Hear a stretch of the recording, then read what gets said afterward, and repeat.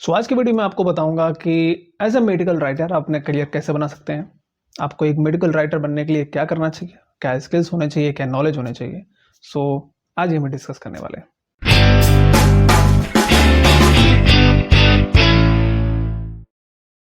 हाय, मेरा नाम आशुतोष, आपका करियर कोच, और आज मैं बात करने वाला हूँ एक ऐसे प्रोफेशन के बारे में जो शायद बहुत फैसिनेटिंग हो सकता है अगर आप उसमें शूट कर जाएं तो। अगर आपने बी फार्म कर रखा है, एम फार्म कर रखा है, फॉर्म डी कर रखा है, पीएचडी कर रखा है, या फिर आपने नर्सिंग में ग्रेजुएशन कर रखा है, या फिर आपने एमबीबीएस कर रखा है, मेडिकल साइंस में आपने ग्रेजुएशन कर रखा है, मास्टर्स कर रखा है, तो एक ऐसा डिवीजन आपके लिए, एक ऐसा सेगमेंट आपके लिए है जो आपको as a full time and as a part time both category में आपको वर्क करने के लिए वो अपॉर्चुनिटी देता है। एक ऐसा प्रोफेशन जो हमारे लिए डेली टू डेली चैलेंजिंग हो सकता है और एंड डेली टू डेली हमारे लिए रिवार्डिंग भी हो सकता है। एक ऐसा प्रोफेशन जिसमें आपको आर्ट भी चाहिए और नॉलेज भी चाहिए। आर्ट चाहिए राइटिंग की और नॉलेज चाहिए साइंस एंड मेडिकल्स की। क्या है मेडिकल राइटिंग?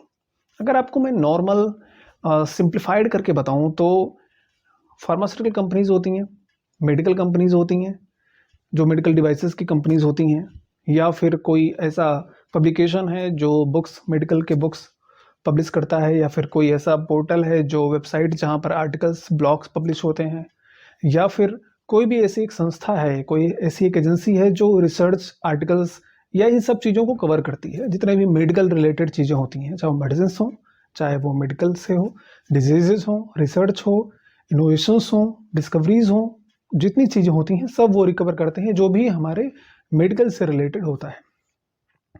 ठीक है, तो इन चीज़ों को, जो भी रिसर्च होता है, जो भी डिस्कवरीज होती हैं, वो तो एक साइंटिफिक लैंग्वेज में मेंटेन होता है, बट उन चीज़ों को मार्केट में लाना होता है।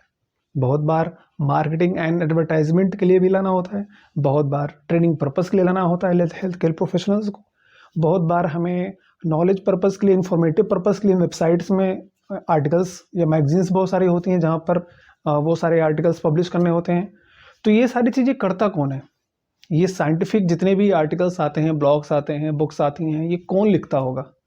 जो जिसको नॉलेज भी है और वो उस तरीके से लिखता है जो कन्विंस करता है आपको, जो आपको वो बात एकदम पूरी तरीके से समझा देता है ना। एक कॉम्प्लिकेटेड मेडिकल टर्म्स को एक सिंप्लीफाइड वे में आप तक पहुंचाना, वो भी इंटरेस्टिंग वे में, जिससे आप कन्विंस हो और आपको एक सही नॉलेज मिले और आपको पता हो कि okay, these are the things, और मैं समझ गया हूँ कि क्या है।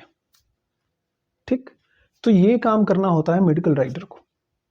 अब मेडिकल राइटर इन चीज़ों को कैसे करता है? डेफिनेटली एक जो बेसिक रिक्वायरमेंट वो ये है कि आपका जो बैकग्राउंड होना चाहिए, या तो आप मेडिकल बैकग्राउंड से हो या फिर आप मेडिसिन बैकग्राउंड से हो, बट आपके पास ये मेडिकल फील्ड में ही आपको होना चाहिए। बिकॉज अब अगर आप इस फील्ड से बिलोंग नहीं करते हैं तो आपके पास वो नॉलेज नहीं होगी जो इस प्रोफेशन के लिए चाहिए, first thing. And second thing, आपकी राइटिंग स्किल होनी चाहिए, आपकी लॉजिकल थिंकिंग स्किल्स होनी चाहिए, एनालिटिकल स्किल्स होनी चाहिए, जिससे आप चीज़ों को सही तरीके से समझ सके और उसको अपने लैंग्वेज में, अपने वे में फिर लिख सके, एक अच्छा सेंटेंस बना सकें, कॉम्प्लिकेटेड सेंटेंसेस को एक सिंप्लीफाइड वे में, एक ऐसे वे में जिससे आप सामने वाले को सिखा सके, समझा सके। तो ये सब नहीं कर सकते, ये वो लोग कर सकते हैं जो अपनी बातों को एक्सप्रेस करते हैं थ्रू वर्ड्स। तो वो आर्ट भी आपको आना चाहिए, और दूसरा आपके पास एक साइंस, मेडिकल का बैकग्राउंड भी होना चाहिए। ये दोनों चीज़ें अब एक साथ मिलती हैं तो फिर एक मेडिकल राइटर क्रिएट होता है और फिर वो अपना काम स्टार्ट करता है। चाहे वो फार्मा कंपनीज हो, चाहे वो मेडिकल डिवाइसेस की कंपनीज हो, चाहे कोई पब्लिकेशंस हो, चाहे वो कोई वेब पोर्टल्स हो, जितनी भी जगह हैं जहाँ पर इन लोगों की ज़रूरत पड़ती है, वो बहुत अच्छे पैकेजेस प्रोवाइड करते हैं।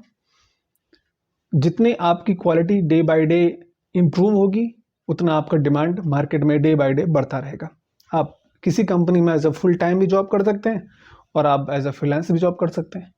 आप अपनी एजेंसी बना के भी सर्विस दे सकते हैं इन लोगों को, और फिर आप किसी एजेंसी के साथ जुड़ के जॉब भी कर सकते हैं। मान लीजिए इनिशियल लेवल पे आपने किसी एजेंसी के साथ काम किया, किसी कंपनी के साथ काम किया, आपने 2 ईयर्स, 5 ईयर्स, 10 ईयर्स आपने काम किया, आपको अच्छी एक्सपर्टीज हो गई आपके राइटिंग स्किल्स में, आपको पता चल गया पूरा बिजनेस, पूरा ये इकोसिस्टम कैसे चलता है, और उसके बाद आपने अपनी एजेंसी स्टार्ट की, आपने सर्विसेज देने स्टार्ट किए, या फिर आप एजेंसी नहीं स्टार्ट करें, आप फ्रीलांस के तौर पे काम कर रहे हैं तो भी आप प्रोजेक्ट्स लिख सकते हैं। इंटरनेशनल मार्केट है, पूरा ग्लोबल मार्केट है। आप केवल इंडिया बेस्ड, ऐसा नहीं केवल इंडिया से ही आपको जॉब या आपको असाइनमेंट्स मिलेंगे, आप पूरे वर्ल्ड में आपको असाइनमेंट्स बहुत जगह से मिलेंगे। तो ये एक ऐसा प्रोफेशन है जिसमें आप अपने मन मुताबिक प्रोजेक्ट्स पा सकते हैं, अपने मन मुताबिक अपने आप सैलरी को बढ़ा सकते हैं, आपके पैकेजेस बढ़ सकते हैं। अगर आपको लगता है कि आप थोड़े से अच्छे हैं राइटिंग में, आपकी कम्युनिकेशन स्किल अच्छी है, आपकी इंग्लिश पे अच्छी कमांड है, और जो भी और लैंग्वेजेस, अगर आपकी कोई फॉरेन लैंग्वेज पे अच्छी कमांड है तो, और आपका साइंस, मेडिकल्स, मेडिसिन, इन सब पे अच्छा पकड़ है, तो फिर और आप चाहते हैं कि मुझे, आपको ये कन्वेंशनल जॉब्स नहीं करें, इंडस्ट्रीज़ की, हॉस्पिटल्स में आपको वो जॉब नहीं करना, कुछ इंटरेस्टिंग चाहिए, कुछ फैसिनेटिंग जॉब चाहिए, सो ये जॉब आपके लिए है। अगर आपके दिमाग में ये सब चीज़ें चलती हैं तो ये जॉब परफेक्ट आपके लिए है। आप इस जॉब के लिए अप्रोच करिए। यहाँ के बेस्ट कंपनीज़ हैं, वर्ल्ड की बेस्ट कंपनीज़ हैं जो इन जॉब्स को, जैसे नोवार्टिस, सनोफी, ये सब प्रोवाइड करती हैं, और बहुत सारे CRO कंपनीज़ हैं जिनको चाहिए होते हैं, क्योंकि क्लिनिकल ट्रायल्स में प्रोटोकॉल्स बनाने होते हैं, वो भी इनको बनाना है। पब्लिकेशंस को बुक राइटिंग करना है, वो भी इनको करना है। अगर किसी मेडिकल का वेबसाइट है, उस पर ब्लॉग्स, आर्टिकल पोस्ट करने, वो भी इनको करना है। ठीक, कोई नया ड्रग डिस्कवरी हुआ है, उसका ट्रेनिंग पर्पस के लिए डॉक्यूमेंट बनाना है, वो भी इनको करना है। ठीक, मेडिकल रिप्रेजेंटेटिव जो लेके चीज़ों को, डॉक्टर्स को डिटेल करते हैं, वो भी इनको करना है। तो हर जगह पर इनकी रिक्वायरमेंट बहुत ज़्यादा है, और उस तरह के कम्पिटिटिव प्रोफेशनल्स उतने नहीं हमारे पास है। सो अगर आप में लगता है कि आप में वो बात है कि आप मेडिकल राइटर बन सकते हैं, सो डेफिनेटली आप अपने आप को तैयार करिए, चाहिए इस प्रोफेशन में। All the best, thank you.